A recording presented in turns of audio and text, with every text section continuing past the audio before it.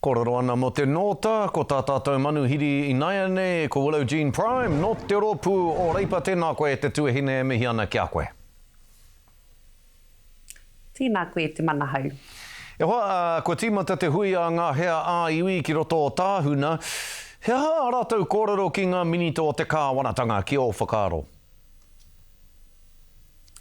O kaore e kore, ko etahi o ngā take ka puta mai i tēnei hui, ko te takatakahi i te tiriti o Waitangi i tērā wiki, ko tērā te mahi o Chris Bishop me tēnei kāwanatanga mo te whakakāhore i ngā mana whakahono ārohe, kei wainganui i ngā iwi me ngā kaunihira. Ko tētahi atu kaupapa i kitea hau, ko te muku i te tiriti o Waitangi, i te marautanga o Aotearoa. No reira, ko tētahi anō kaupapa kaore kore e hehe ana ngā hiamana o ngā iwi ki te kōrero ki tēnei kāwanatanga. Me te hia hoki nera e Willow-Jean, kia kaha tā rātou wewero i te kāwanatanga whakapātaritari i te kāwanatanga. Ki ene momo kaupapa tāmi nei a tātou te Māori. Ka mutu, ko koe te maanga e mo ngā tamariki i te rōpū a Reipa, kei te whakahohorotia, te whakatutukihanga o te pire Oranga Tamariki i roto i te whare i tēnei wānei. Ko ia te pire e whakamana nei ngā hōpuni hoia mo ngā rangatahi, kua kotiti. He hanga pānga o taua pire ki te Māori, te pire Oranga Tamariki nei? He kino tēnei pire mō wā tātou tamariki mokapuna Māori, nā te mea ko te nuinga o ngā tamariki ka tono aki i nei tōpuni whakahoia ko wā tātou tamariki mokapuna Māori. Neke atu i te 85 ōrau o ngā tamariki ka tonoa he Māori e ai ki ngā kōrero a ngā āpiha. E tino kaha whakahea ana mātou o te rōpū Reipa i tēnei pire me te kaupapa o te tōpuni whakahoia. Nā te mea e ai ki ngā mātanga o tēnei kaupapa ka hore he painga kei roto i te tōpuni whakahoia. Mai rā nō, kua mahi ke tēnei i ngā tau ki muri, kua kite i roto i tēnei mea hau o te kāwanatanga.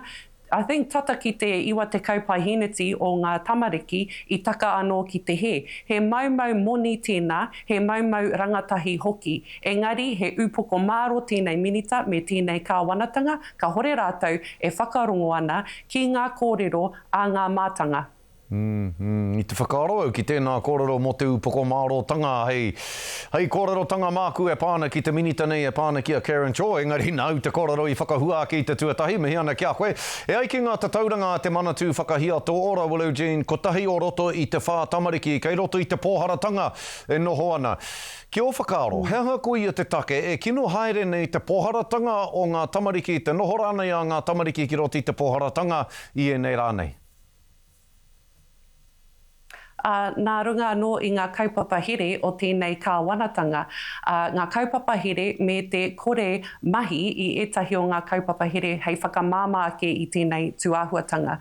I mea mai te premia, ka pai ake tēnei āhuatanga ara te cost of living mō Aotearoa whānui, engari i runga anō i wā rātou mahi, kua kaha he ngā tatauranga mō wā tātou tamariki mokapuna Māori. Ai, e tika ana ko te hauwhā o ngā tamariki Māori e noho ana i roto i te pōharatanga, te rawakore, neke atu i te hawhe, rima te kaupahiniti o ngā tamariki katoa Aotearoa, ko ngā tamariki Māori e pēhi nei i ngā kaupapa o tēnei kāwanatanga. Ka pai, mihi ana kia koe te tuahine me te mōhio iho. Paku neke atu i te toru marama e toi ana, ka tahi te motu, ka Pāti, no reira kia kaha kia mai, kia manawa nui. A koe, a te rōpū Reipa nō rā hoki roto i te toru marama e tū mai nei, ka mihi kia koe Willow-Jean Prime o te rōpū Reipa, tēnā koe.